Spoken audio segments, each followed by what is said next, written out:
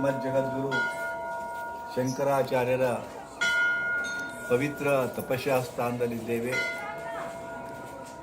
ಸುಮಾರು ಎತ್ತರಕ್ಕೆ ಇರುವ ಇಡೀ ಕಾಶ್ಮೀರವೇ ಇಲ್ಲಿಂದ ನಾವು ನೋಡಬಹುದಾದಂಥ ರಮಣೀಯ ಒಂದು ಎತ್ತರದ ಸ್ಥಳ ಇದು.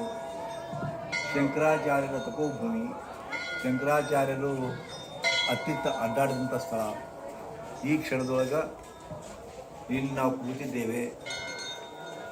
ಅವರು ಭಜಗೋವಿಂದಂ ಅಂತ ತಿಳ್ಕೊಂಡು ಒಂದು ಗೀತೆಯನ್ನು ರಚಿಸಿದ್ದಾರೆ. ಅದರಲ್ಲಿ ಅವರೊಬ್ಬ ಸನ್ಯಾಸಿ ಆಗಿದ್ದರೂ ಕೂಡ ಸಂಸಾರದ ತಾಪತ್ರಯಗಳು ಹೇಗಿರ್ತವೆ ಅನ್ನೋದನ್ನು ಭಜಗೋವಿಂದಂ ಗೀತೆಯ ಮೂಲಕ ಹೇಳಿದ್ದಾರೆ. ಅದನ್ನು ನಾವು ಈ ಸ್ಥಳದೊಳಗೆ, ಈ ಪವಿತ್ರ ಸ್ಥಳದೊಳಗೆ ಹಾಡಲಿಕ್ಕೆ ಭಾಳ ಆನಂದ ಅನ್ನಿಸ್ತದೆ. ನಾವೆಲ್ಲರೂ ಕೂಡಿ ಈ ಭಜನೆ ಮಾಡೋಣ. ನಾನು ಒಂದೊಂದೇ ಸಾಲು ಹೇಳ್ತಾ ಹೋಗ್ತೀನಿ, ನೀವು ಕೂಡ ಅದನ್ನು ರಿಪೀಟ್ ಮಾಡಿ ಸಾಕಷ್ಟೇ. ನಾ ಹೆಂಗೆ ಹೇಳ್ತೀನಿ ಹಂಗೆ ಹೇಳಿ.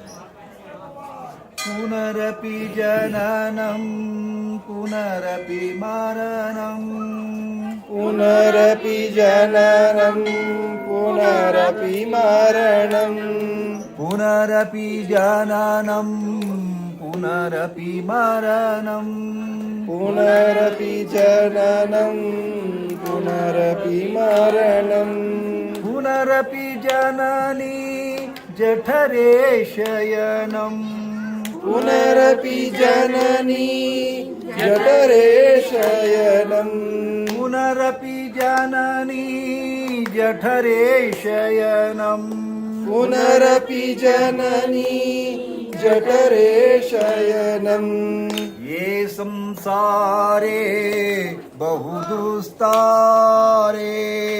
ಯೇ ಸಂಸಾರೇ ಬಹುದುಸ್ತಾರೆ, ಕೃಪಯಾ ಪಾರೇ ಪಾಹಿ ಮುರಾರೇ, ಕೃಪಯಾ ಪಾರೇ ಪಾಹಿ ಮುರಾರೇ, ಕೃಪಯಾ ಪಾರೇ ಪಾಹಿ ಮುರಾರೇ, ಕೃಪಯಾ ಪಾರೇ ಪಾಹಿ ಮುರಾರೇ, ಭಜ ಗೋವಿಂದಂ ಭಜ ಗೋವಿಂದಂ, ಭಜ ಗೋವಿಂದಂ ಭಜ ಗೋವಿಂದಂ, ಭಜ ಗೋವಿಂದಂ ಭಜ ಗೋವಿಂದಂ, ಭಜ ಗೋವಿಂದಂ ಭಜ ಗೋವಿಂದಂ, ಭಜ ಗೋವಿಂದಂ ಭಜ ಗೋವಿಂದಂ, ಭಜ ಗೋವಿಂದಂ ಭಜ ಗೋವಿಂದಂ, ಭಜ ಗೋವಿಂದಂ ಭಜ ಗೋವಿಂದಂ, ಭಜ ಗೋವಿಂದಂ ಭಜ ಗೋವಿಂದಂ,